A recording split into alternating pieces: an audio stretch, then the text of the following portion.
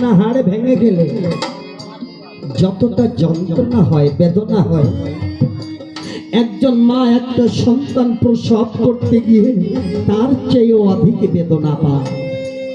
কিন্তু ওই বেদনা মা কখনো ভুলে যায় যখন তার সন্তান চাঁদ মুখে মা মা বলে ডাকে। আবার ওই বেদনা কখন শত গুণ হয়ে ফিরে আসে যদি কোনদিন কপাল দোষে ওই সন্তান মাকে ফেলে চিরজীবনের মতো চলে যায়।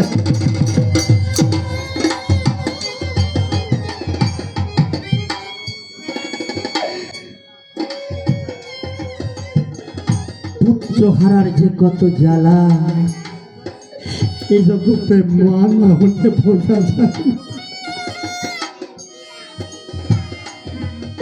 এইভাবে যার হয়নি পুত্র সেই আছে রে ভালো, যার হয়ে পুত্র ছেড়ে যায় তার সারা জন্ম কাটতে জীবন গেল।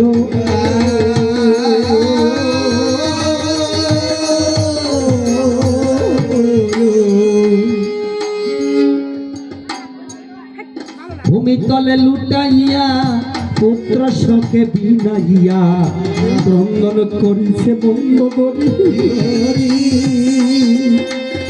হায় পুত্র মেঘনাদ আজ থাকিল কি পরমার, এই কনক লঙ্কা মজাইয়ে গেলি।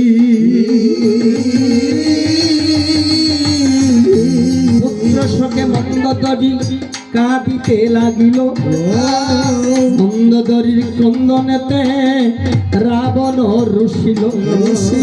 তাই হাতে করে তাই রাবণ অশোকের বনে তার সাধ্য প্রবোধ দিয়ে আজ ফিরাবে রাবণ।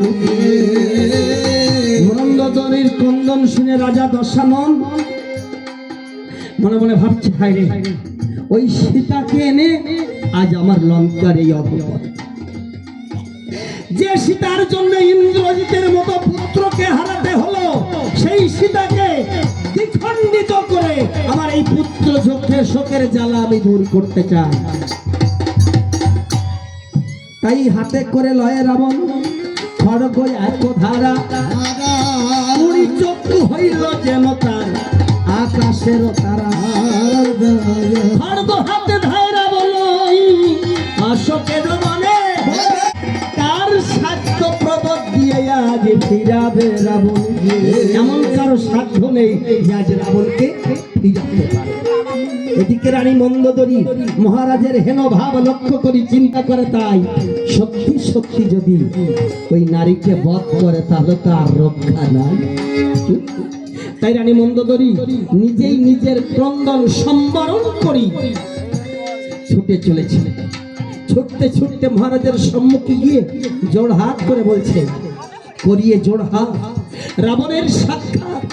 ডাক দিয়ে মন্দোদরী কয়, মহারাজ আমি বুদ্ধিহীনা নারী, তোমাকে বুঝাতে নাহি পারি, তবে একটা কথা বলতে পারি, ত্রিভুবন জয় করা সম্ভব হলেও নারী বর তোমা হতে কখনো উচিত নয়। মহারাজ জানাই তোমার ঠাই, তোমার মতো হতভাগা এই ত্রিজগৎ।